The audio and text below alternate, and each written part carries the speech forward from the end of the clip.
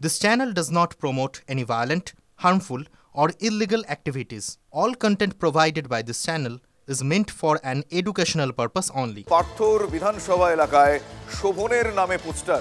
বেহালা পশ্চিমে শোভন চট্টোপাধ্যায়ের নামে পোস্টার পড়েছে। এনকেডি এর চেয়ারম্যান শোভন মমতা অভিষেককে ধন্যবাদ জানিয়ে পোস্টার দিল বেহালা নাগরিক মঞ্চ। সরকারি পদপ্রাপ্তির পর এবার কি তাহলে তৃণমূল কংগ্রেসে প্রত্যাবর্তন? পার্থর জায়গায় কি বিধানসভায় প্রার্থী হবেন শোভন? প্রাক্তন মেয়রের রাজনৈতিক ভবিষ্যৎ নিয়ে জল্পনার মাঝেই পোস্টার। এই পোস্টার ঘিরে নানা প্রশ্ন সামনে আসছে। ধন্যবাদ জ্ঞাপন পোস্টার ঘিরে বেহালায় শোরগোল পড়ে গিয়েছে। পার্থ চট্টোপাধ্যায়ের বিধানসভা এলাকায় শোভন চট্টোপাধ্যায়ের নামে পোস্টার। বেহালা পশ্চিমে শোভন চট্টোপাধ্যায়ের নামে পোস্টার পড়েছে, যে পোস্টারের ছবি আপনাদের আমরা দেখাচ্ছি। এনকেডি এর চেয়ারম্যান শোভন মমতা অভিষেককে ধন্যবাদ জানিয়ে পোস্টার দিয়েছে বেহালা নাগরিক মঞ্চ।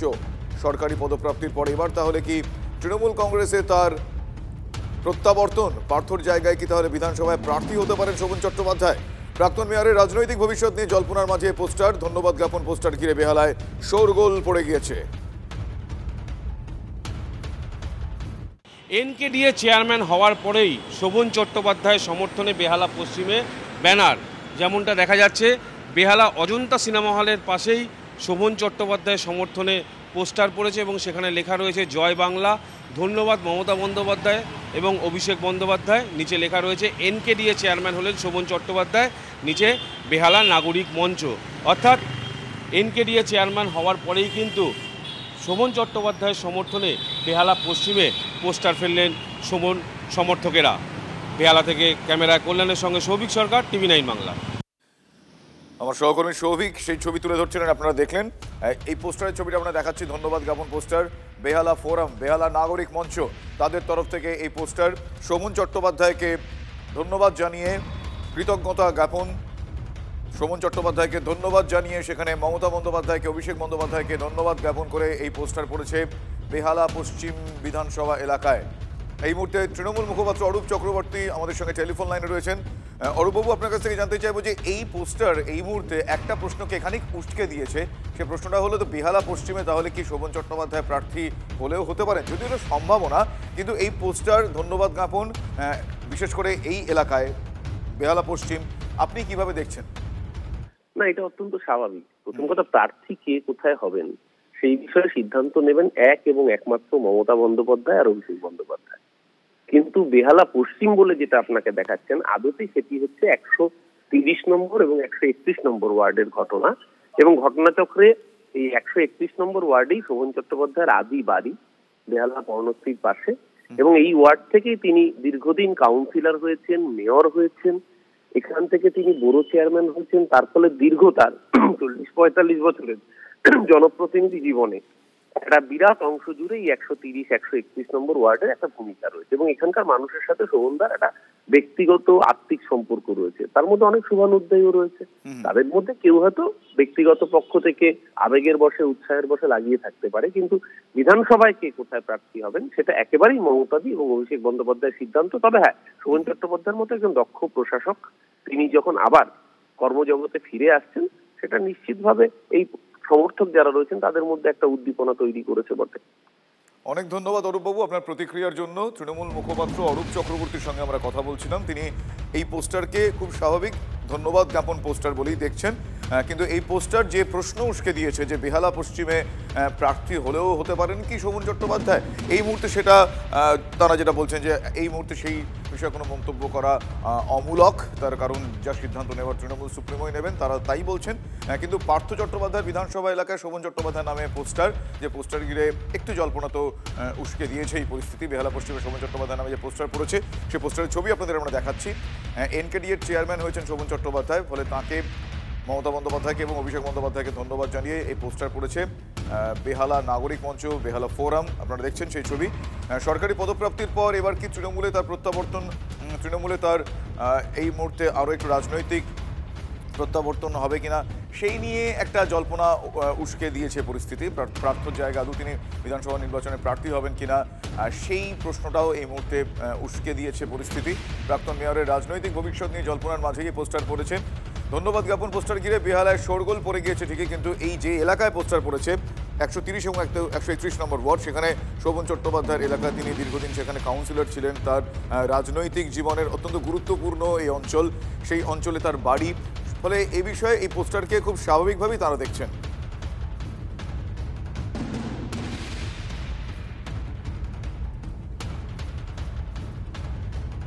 বেহালা পূর্বের বিধায়ক রত্না চট্টোপাধ্যায়, যিনি শোভন চট্টোপাধ্যায়ের স্ত্রীও, তিনি এই মুহূর্তে আমাদের সঙ্গে টেলিফোন লাইনে রয়েছে। তার প্রতিক্রিয়া এক্ষেত্রে অত্যন্ত গুরুত্বপূর্ণ।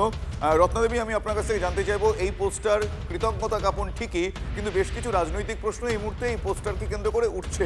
খুব স্বাভাবিকভাবেই সাম্প্রতিক যে সমস্ত ঘটনা ঘটেছে বা শোভন চট্টোপাধ্যায়ের রাজনৈতিক জীবনের উত্থান এবং তার রাজনৈতিক জীবনে নানা টানাপোড়েন, আপনি কিভাবে দেখছেন? আপনার প্রতিক্রিয়া অত্যন্ত গুরুত্বপূর্ণ।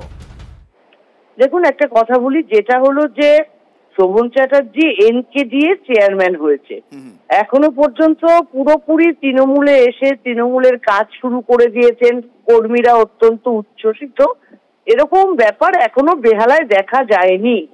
আমি কালকে রাত্রে খবর পেয়েছি যে এরকম একটা পোস্টার পড়েছে। এবারে হয়তো কোনো এক অংশ, কিন্তু দেখবেন ওখানে কোনো কাউন্সিলরের নাম নেই, কোনো ওয়ার্ডের নাম নেই, লেখা আছে বেহালা ফোরাম বা বেহালা নাগরিক মঞ্চ, এরকম একটা কিছু লেখা আছে।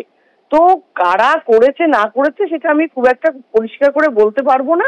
তবে হয়তো কোনো একটা অংশ যারা শোভন চ্যাটার্জি ফিরলে তাদের ভালো হবে মনে করেছে, তারা কেউ লাগিয়েছে। তবে সেরকম করে এখনো পর্যন্ত বেহালায় সেই উচ্ছ্বাস শুরু হয়নি যে শোভন চ্যাটার্জি আসছে বলে একটা মেগা ইভেন্ট হচ্ছে বা সবাই রাস্তায় বেরিয়ে পড়েছে, ওরকম কোনো ব্যাপার নেই। রত্নদেবী, আরো একটা বিষয় জিজ্ঞেস করি। শোভন চট্টোপাধ্যায় যেরকম আমরা একটা সময় দেখেছি তাকে রাজনৈতিকভাবে খুবই তার যে প্রভাব এবং তিনি যেভাবে সক্রিয় কর্মী ছিলেন, আবারও যদি তিনি তার সেই মহিমায় যদি আবারও ফিরে আসেন, সেটা কি ওয়েলকামড হবে? আপনি স্বাগত জানাবেন? একদম। আমি দেখুন প্রথম দিনই বলেছি, যখন উনি এনকেডিএ চেয়ারম্যান হলেন তখন আমি প্রথম দিনই বলেছি যে এটা মানে ওনার জন্য সত্যি খুব ভালো হলো যে একটা কাজের মানুষ অকারণে মানে সত্যি কোনো কারণ নেই 8 বছর ঘরের মধ্যে বসে নিজের জীবনটা নষ্ট করে দিলেন। যদি উনি আবার কাজে ফেরেন, নিশ্চয়ই আমি বলবো যে স্বাগত, আসুক, কাজ করুক। এবং ওনার শরীরের অবস্থা আমার দেখে খুব একটা ভালো মনে হয় না। কাজের মধ্যে ঢুকলে ওনার শরীরও হয়তো ঠিক হয়ে যাবে। অনেক ধন্যবাদ রত্নাদেবী আপনার প্রতিক্রিয়ার জন্য।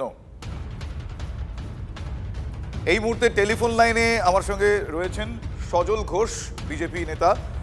সজলবাবু, আপনার কি মনে হচ্ছে এই পোস্টার দেখে? খুব স্বাভাবিক বলছেন তৃণমূল কংগ্রেসের নেতা নেত্রীরা যে এই পোস্টার খুব স্বাভাবিক, কৃতজ্ঞতা জ্ঞাপন। শোভনবাবুর স্ত্রীও তাই বললেন এবং তিনি ওয়েলকাম জানালেন ভবিষ্যতে যদি কখনো সমহিমায় ভাস্বর হন তার স্বামী। আপনি কিভাবে দেখছেন এই পোস্টার? আচ্ছা, এতে আমাদের কি যায় আছে? আমার বাপ ঠাকুরদার কি?